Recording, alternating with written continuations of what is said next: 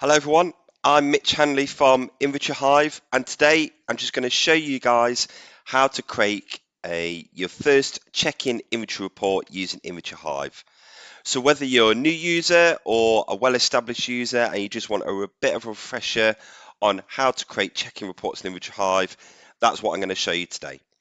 So first of all, let me just jump out of my screen here. So whether you're a new user or a well-established user, one of the first steps that you need to do is just make sure you've got a property or the property you want to create your check-in report for on your Hive account. So on the desktop site, it's best doing this from the desktop site. Get everything set up ready. So your property details, your tenant details, etc. on the desktop site, and then you'd log in on the Hive app and travel to the property and physically create your report. So I'm on the desktop site now. I'm just going to click on properties and reports, and I'm just going to add on my property. If you are a user and you've got an integration set up with, say, Repit or Propco or any other integrations we've got, it should automatically pull across the property and tenant data straight away. So you kind of don't need to take notice of these steps. But if you're thinking of adding your properties on manually, then this is how to do that. So you click Add Property. So I'm just going to click that here. Add in your reference. You can add in any reference you might have that corresponds to your internal system, which helps you identify that property. Select the property type, whether it's a house, apartment, bungalow, townhouse, etc. So for this example today, I'm going to choose a house. Allocate it to the branch, so you might have multiple branches on your account. But my number one tip, this is probably the most important thing when setting up a property on your Hive account to create your first check-in, is to choose a property template. So this is really, really important. And the reason it's important is because if you don't choose a template or you choose a blank template, then you physically have to manually type in all of the condition cleanliness of that property, of each item and room in your report, which is absolutely fine if you really want to do that. But if you choose a template here, which best reflects that property that you're creating a check-in inventory report on today, then that will automatically pre-populate some descriptions in there for you ready. So that will save you a lot of time. You can still edit those in the future or when you go and do your report, but having those pre-populated just helps speed up your reporting time because you might trust those descriptions already in there.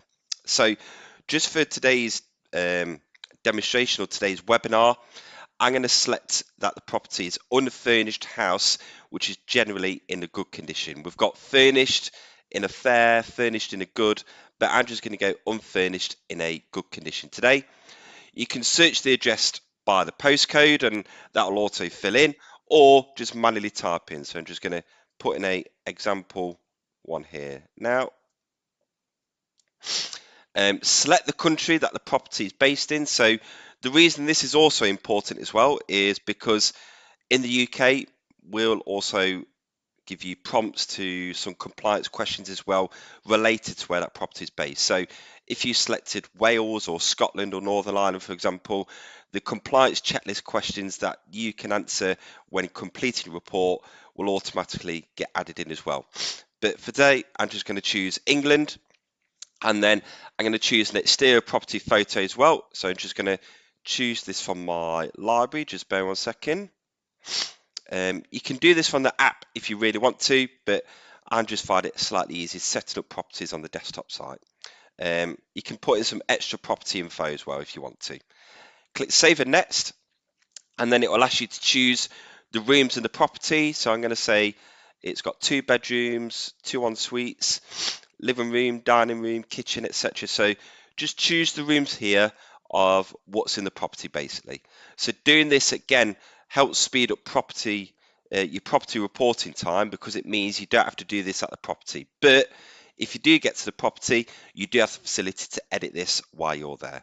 But I'll show you that a little bit later on. So I'm just going to do that. So save and next.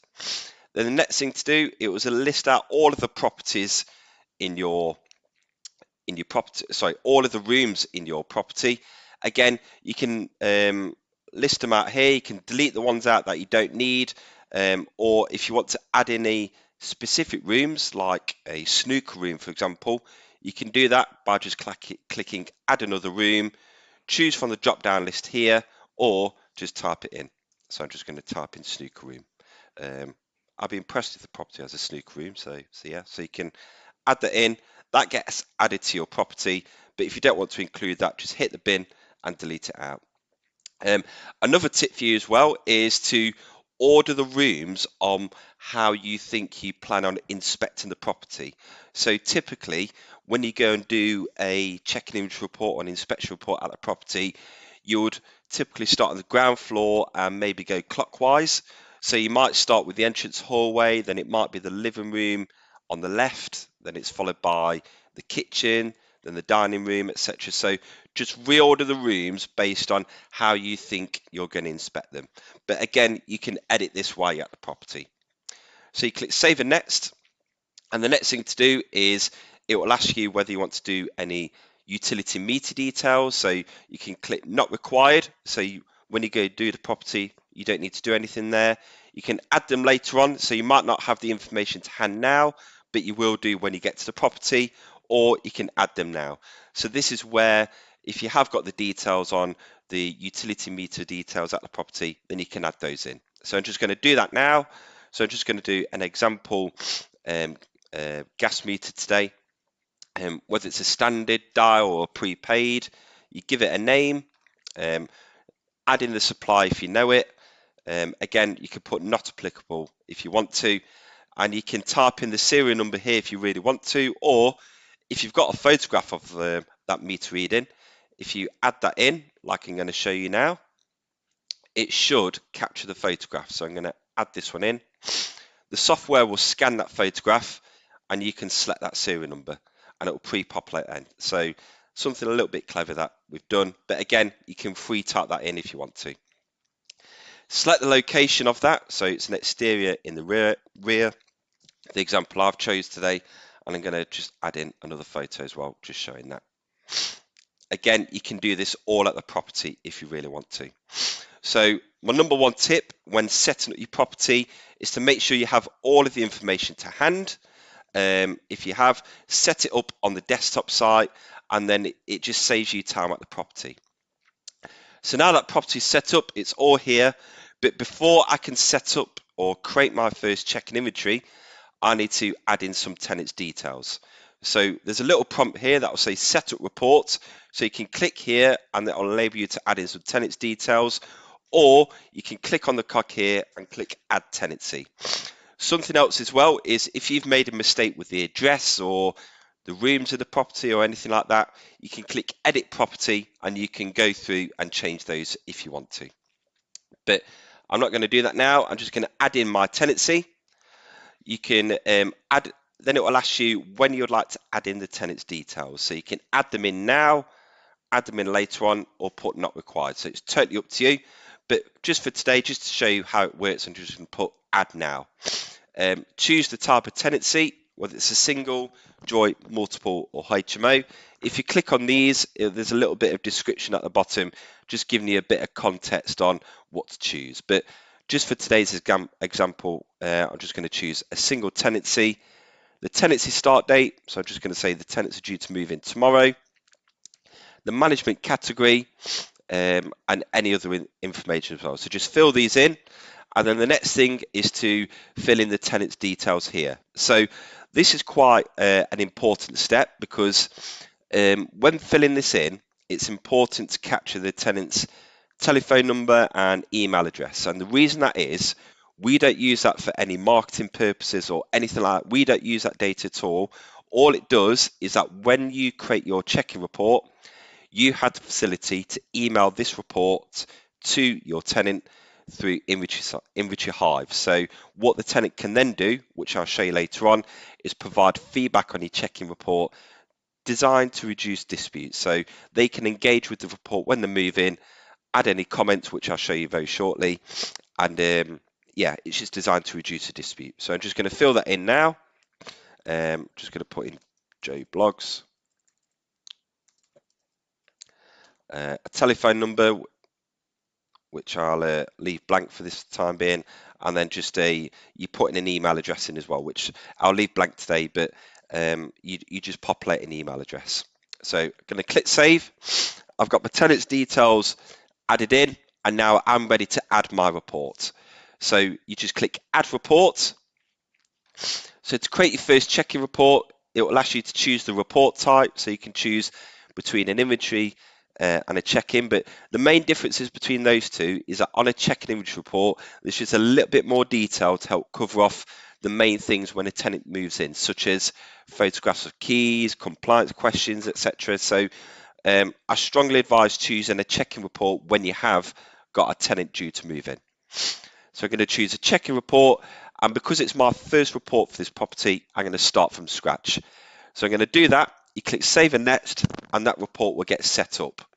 So that will generate, and then you can now travel to the property and start recording the condition cleanliness of the property.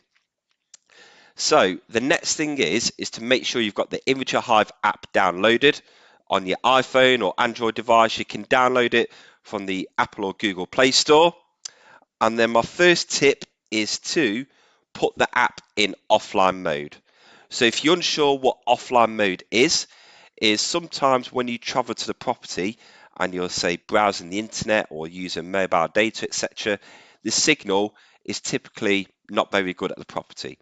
And the app is relying on a signal to work, basically.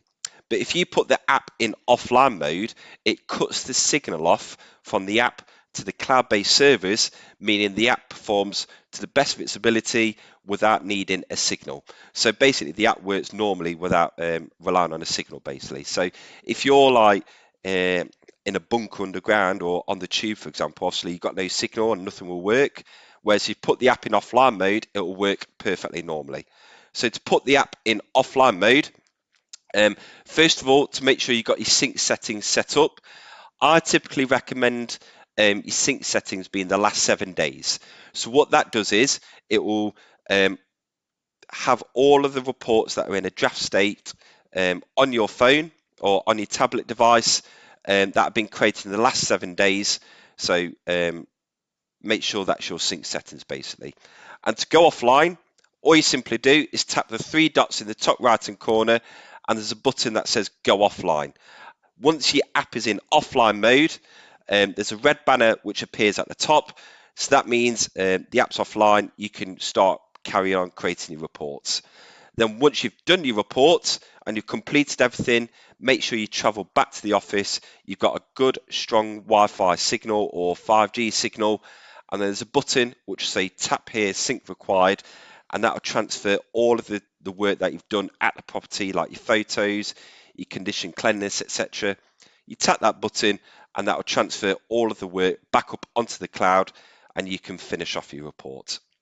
So that's what offline mode is. So make sure the app is in offline mode before you travel to the property.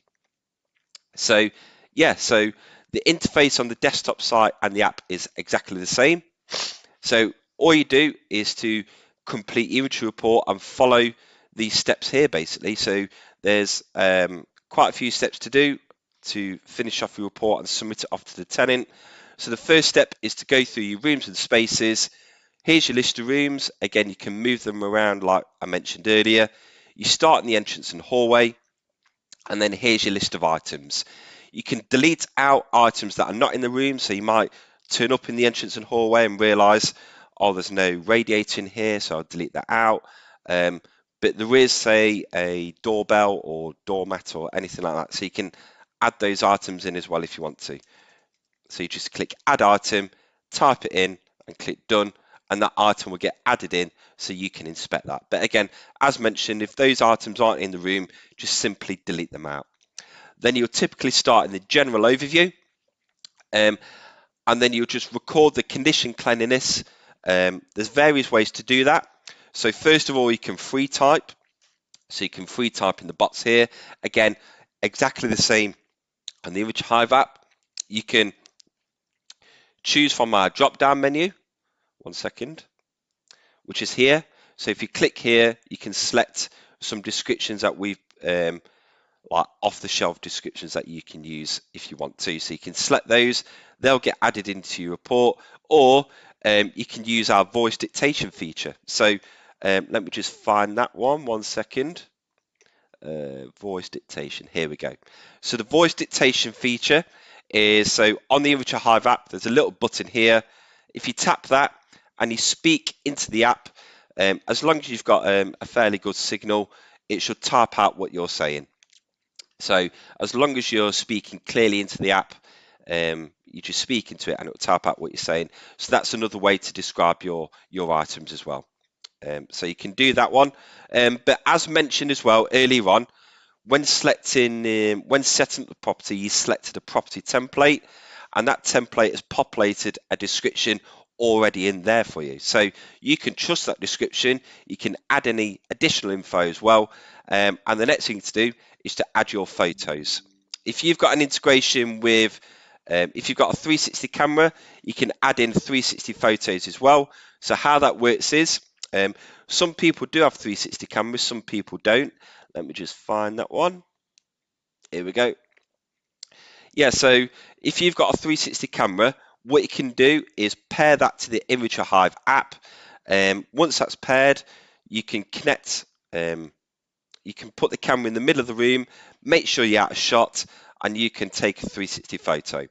The main benefits of this is that it saves you taking lots of standard photographs, because you're capturing everything you need in one photo, but obviously still take standard photographs of, say, common dispute items and common defects or damages and defects, etc. So a good use of the 360 camera is it captures the entire context of the room.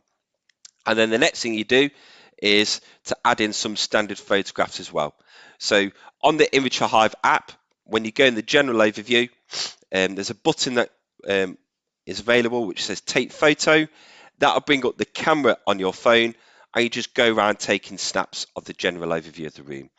What I typically advise as well when you're doing a check-in inventory report is to capture the entire contents of the room, one from each corner of the room, maybe one of the ceiling, one of the floor, one of the door, etc., and one of the lights working as well.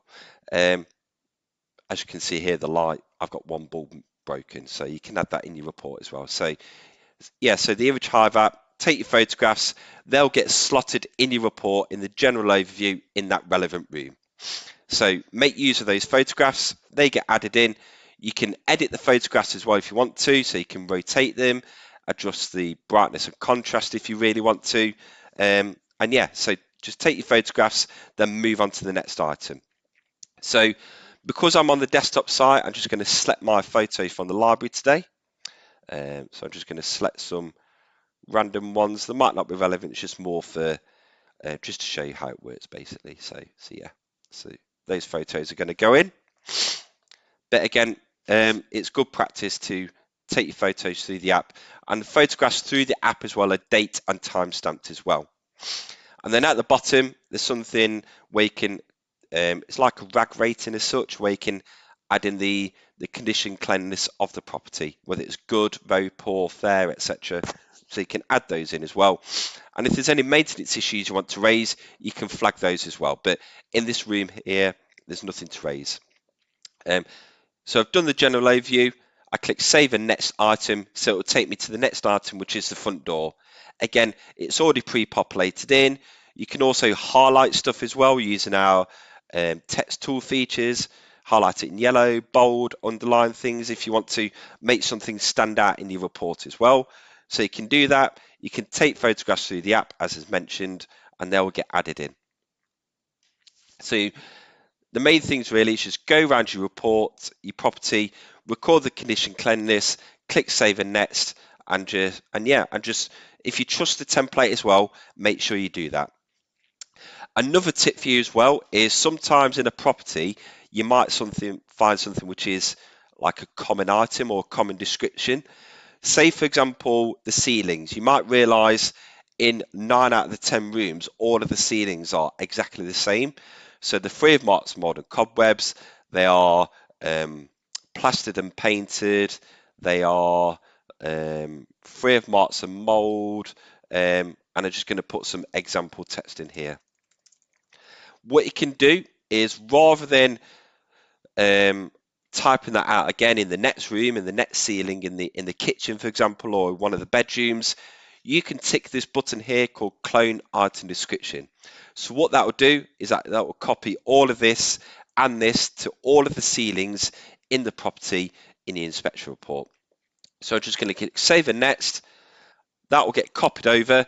But if I just jump to another room now, so let's say the bedroom, click on the ceiling, that's copied over. So it just saves you time when doing that at the property. So make sure you do use that as well. So yeah, so the main things really is to record your condition cleanliness, go through all of your rooms. It will go green once you've inspected those items, and yeah, record your condition cleanliness and take your photos really. So just to speed things up today, I'm going to pretend I've inspected all of the rooms and click done. Then the next thing to do is to do my utility meter readings. So I'm going to click on there, update my readings.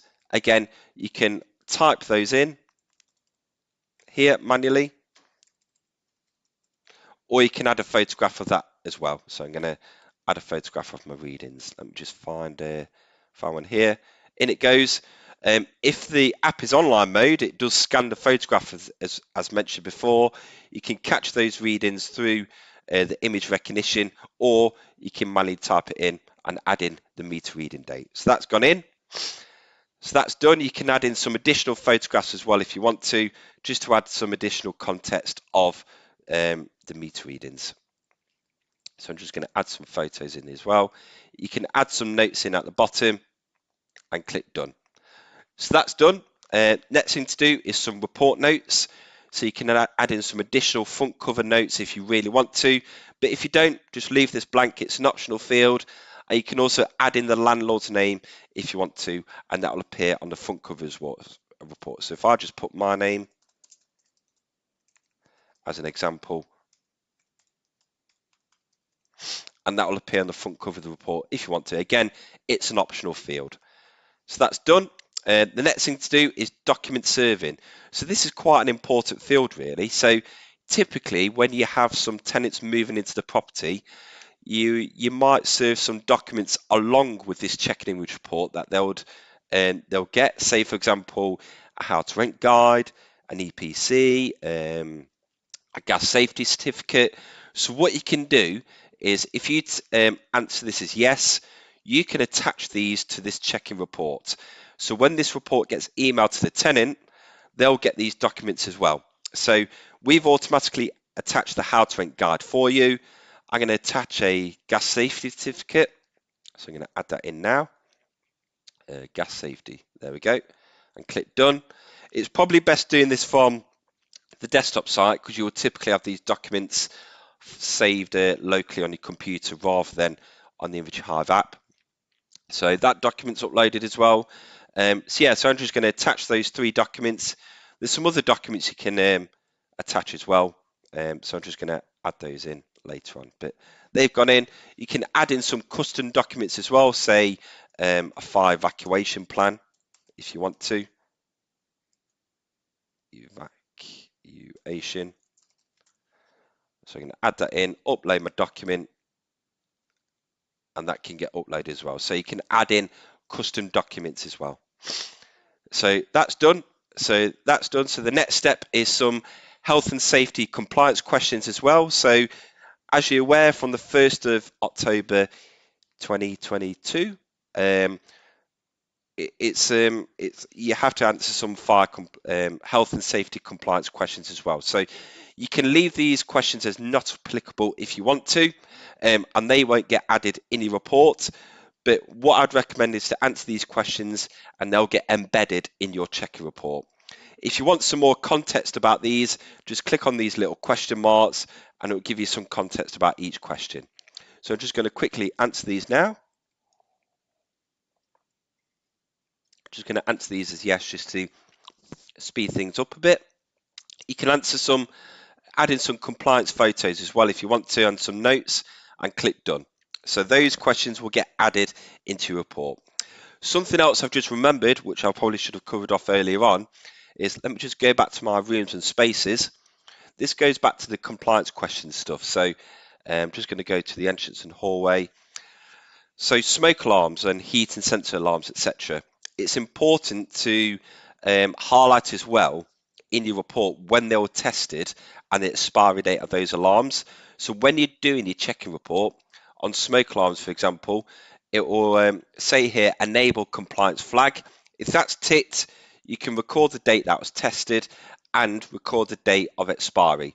So what that will do as well is when it comes close to the expiry date, Hive will drop you an email and say, hi, property inspector, just to let you know the smoke alarm in the entrance and hallway for this property is due to expire. So make sure you record that and we'll send you an email notifying you when that's due to expire. And then obviously it's good practice to add a photograph of that. Have I got a photograph of that somewhere? Let's have a look. Yes, I have. Here we go. So that's gone in. So yeah, so the compliance items, make sure they get added in, and this will get embedded into the top of your report as well, because it's quite an important thing as well.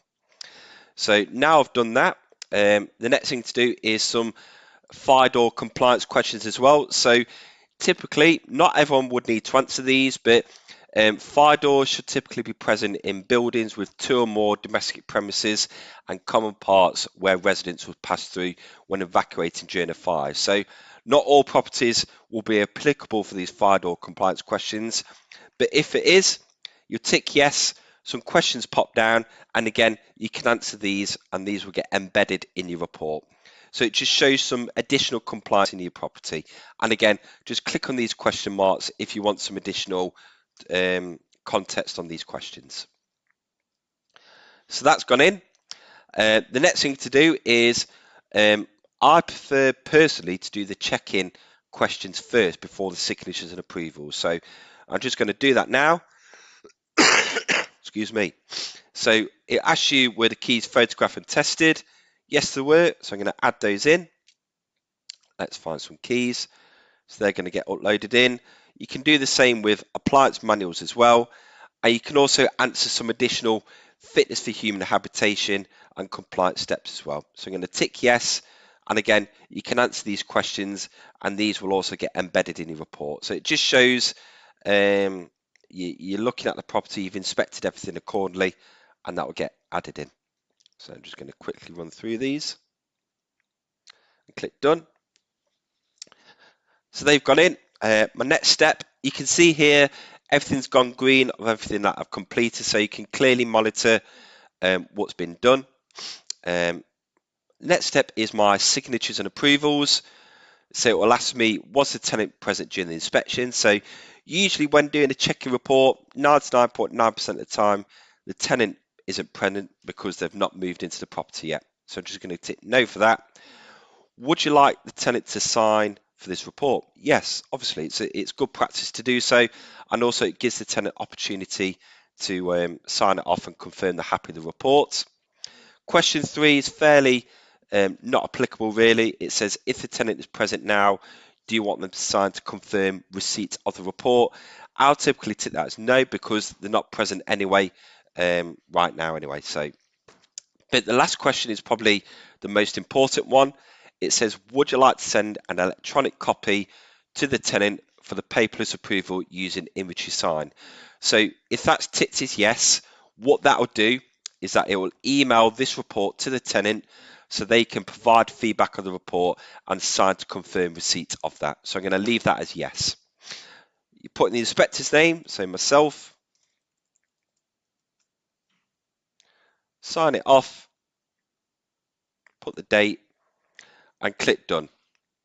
I need a tenant's email, so let me just populate that in. I'm just going to put example at tenantexamplehive.com. There we go. So that's gone in. Going to click done. And the last thing to do is once you've done that, you would then sync your work back up online, make sure it's on the cloud.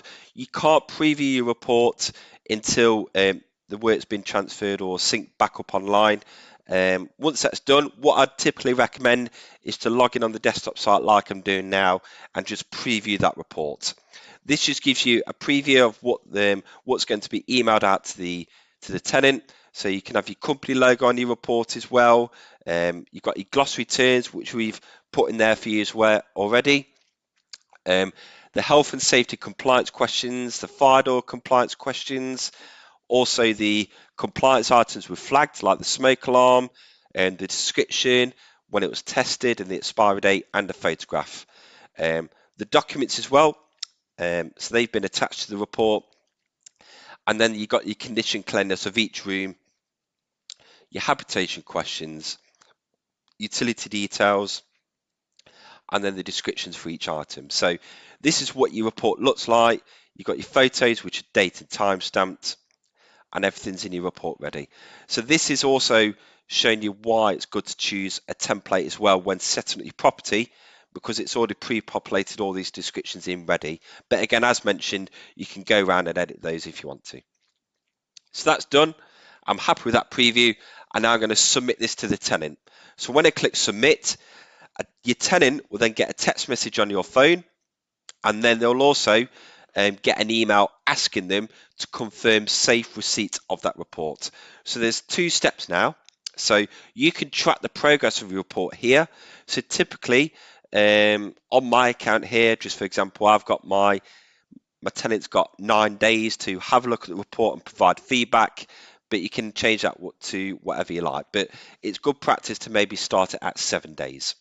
So now the tenant will get an email to sign to confirm receipt of their report. So if I just jump to the screen here, I'm just going to click play. So the tenant will get an email just like this on the screen. At this stage now, they're only signing to confirm safe receipt of their report, not the contents of the report. So they'll click there, it will ask them to sign for step 1, it's just to confirm safe receipt of the report. Typically, you wouldn't hand over the keys to the property until they've signed to confirm receipt of that report. So the tenant will get this email automatically. They'll click confirm receipt, they'll sign in the box here, click to acknowledge receipt of the email, and then they'll gain access to the report. So then they'll also gain access to the documents as well, like the how to rent guide, the EPC, the gas safety certificate, etc. So once they've done that, they can then view their report, and then they can provide comments and feedback. So that's also a good example why to attach those pre-arrival documents as well, because it saves you a job as well, send them separately when you can send them digitally using Inventory Hive. The next step is the tenant will then gain access to the report and then provide feedback. If the tenant wants to provide feedback on the report, they can have a look at the photographs you provided in the report digitally.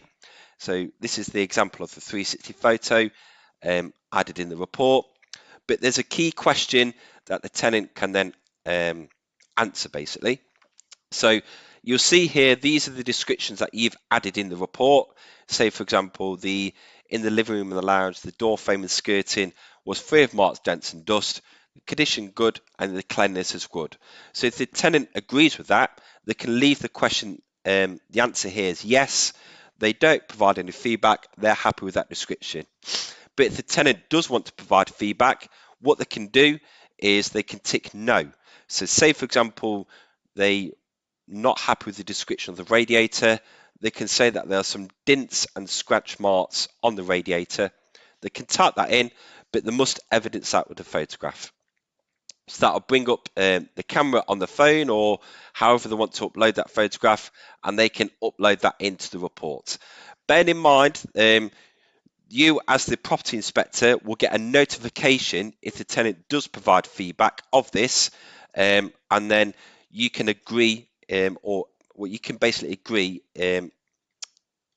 of those photographs and that description that tenant's provided back basically. So once they've done that, the tenant will then go through, finish off the report, finish off adding in some feedback, and then once they've done everything and they get to the end of the report, they can sign to complete that off. So they're signing off that they've provided feedback on the report. Again, as mentioned, they've typically got 7 days to provide feedback. They'll get reminder texts or emails throughout that process, just to remind them to do that. If they don't provide feedback on the report or they forget to do so, After the time has lapsed out, it will automatically stamp on the signature captured when the tenant signed to confirm receipt of the report on the physical report itself. So the tenant will sign it off. If they provided feedback, again, you as a property inspector will get a notification advising you that they have provided feedback. But if not, the report will just automatically complete off. The tenant will get a copy sent to them automatically, and they can download that straight away. So let me just jump back to my screen here. I'm just going to quickly approve this report now, very quickly. So what I'm going to show you now is what the final report looks like. So when the tenant has signed to confirm receipts of the report, provided feedback, etc., the report is now complete. So that is now gone green. So you can then download that report. You can share it via a link. You can email it to the landlord if you want to by just typing the name and email in here. So just do whatever you need applicable. So that's your report. So that's my a quickfire demonstration really on creating your first check-in report. All of the reports are saved on the cloud, so you can access them at any time. All the photographs are saved on the cloud as well in the online gallery. So I'm just downloading this report as well. You can save it as a PDF locally as well, which is also recommended. So you can just download the report, right click and click save as, and you can save that locally as well. And this is your final report. So this is where everything's been signed off by the tenant. The tenants confirm receipt of the report, including the documents, and this is the descriptions as well. I'm just going to jump to our website because there is an example on there of where the tenant has provided feedback. So there's some example reports on our website. Let me just scroll down. And if the tenant does provide feedback on the report, it almost captures it here. So this is an example. So it will just automate it and it audit trails that description in your report. So if it ever does go to a dispute, the adjudicator can clearly see the feedback that's been added on the report. But ideally, because the tenant has provided feedback on the report, it should reduce the chance of a dispute. So yeah, hopefully you've enjoyed that today. That was just a quick fire demonstration on creating your first check-in report. If you have got any questions, head over to our support. So you just click on support, search our articles. We've got hundreds and hundreds of articles here. So search our articles here. It will give you a step-by-step guide or description on if you're stuck on anything. But if you're stuck on anything specific, just submit a request. And Monday to Friday between 9 and 5, our first response times are under 10 minutes. So yeah, thanks for your time today. Any questions, do get in touch and we'll be more than happy to help. Cheers, guys.